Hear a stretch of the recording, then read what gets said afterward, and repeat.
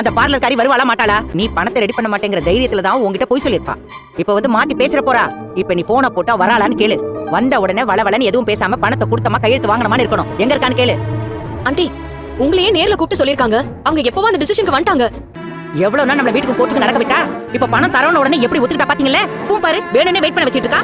பெரிய இவன் அவளுக்கு ஒரு நினைப்பு. வரட்டும், வாசல்ல நிக்க வச்சு அவளை அசிங்கப்படுத்துறேன். மேடம், நீங்களே வந்துட்டீங்க. அவளை இன்னும் காணும் பாருங்க. வரட்டும் விஜயா, இன்னும் டைம் இருக்குல்ல. ஆண்டி அவசரப்படுறத பார்த்து ஆல்ரெடி பொண்ணு பார்த்து ரெடியா வச்சிருப்பாங்க போல. இந்த வீட்ல ரோஹிணி அளவுக்கு ஆண்டியும் போய் சொல்லிருக்காங்க. சும்மா என்னடி இன்னும் இங்கே நிக்கிற? உள்ள போலாம் வா. இந்த வீட்டுக்குள்ள திரும்ப வரணும் தான் நான் இத்தனை நாளா போராடினேன். ஆனா இதுதான் இந்த வீட்டுக்குள்ள நான் கடைசியா போக போற நாள்னு நினைக்கவே இல்ல. இனிமேல் யோசிச்சு என்ன ஆக போகுது? வந்த வேலையை முடிச்சிடலாம் வா. எப்படி இருக்கீங்க அங்கிள்? ரோஹிணி எல்லாத்தையும் சொன்னா, என்னையும் கூட வர சொன்னா. இன்னும் இவ கூட தான் சுத்திட்டு இருக்கியா நீ? என்ன இருந்தாலும் என்னோட ஃப்ரெண்ட் ஆண்டி. அதான் அவளே எல்லாத்தையும் ஒத்துக்கிட்டு வந்துட்டால. தண்ணி எடுத்து வரவா? ஏன் அப்படியே ஆர்த்தி எடு. அவன் இங்க வாழ்வா வந்திருக்கா? என் புள்ளையோட நிம்மதி அழிச்ச வைவ. இவளாலதான் என் புள்ளையோட வாழ்க்கை இந்த நிலைமையில வந்து நிக்குது. இப்ப 5 லட்சத்துக்கு ஆசைப்பட்டு வந்து நிக்கிறா பாரு. ஏண்டி, உனக்காக நாங்க எல்லாரும் தேவடு காத்து நிக்கணுமா? இந்த பணம் தான் வேணும்னு கேட்டிருந்தா எப்பவோ மூஞ்சில தூக்கி எரிஞ்சிருப்பேன். நான் பணத்துக்காக வரல. எதை பண்ணாதேன்னு சொல்றேன்னா அதான் முதல் செய்வியா?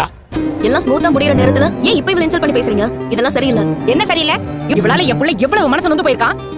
அம்மா, அவங்க சைன் பண்ணி கொடுத்துதான் வந்திருக்காங்க. அதை பண்ணிட்டு போறாங்க. அப்புறம் என்னம்மா? நீ எடுத்தது ரொம்பவே நல்ல முடியுமா? திரும்பவும் கோர்ட்டுக்கு போய் டைவர்ஸ் கிடைக்கல அப்படின்னா இன்னும் 7 வருஷத்துக்கு மேல ஆயிடும். மனசளவுல அது உங்க 2 பேருக்கும் நல்லதும் இல்ல. இனிமே உங்க 2 பேர் லைஃப் பார்த்துட்டு போலாமே. மேடம், சீக்கிரம் அவகிட்ட இருந்து சைன் வாங்கிட்டு அனுப்புங்க மேடம். ரோகிணி, இப்படி வந்து உட்கார். அவளுக்கு என்ன மேடம் மரியாதை? அங்கே நிக்கிட்டு விடுங்க. நீங்க அமைதியாவே இருக்க மாட்டீங்களாமா? விஜயா வழக்கம் போல் நொச்சுன்ட்டு பேசிக்கிட்டே இருக்கிறா. அண்ணாமலை சொல்கிறாரு, மீனா சொல்கிறாங்க, சுருதி சொல்கிறாங்க. யார் பேச்சையும் கேட்காம அந்த ரோகிணியை போட்டு கடிச்சு குதிரையிலே கொய்யா இருக்கா. அவர் கள்ளத்தில் கடுப்பாகிற வக்கீல்.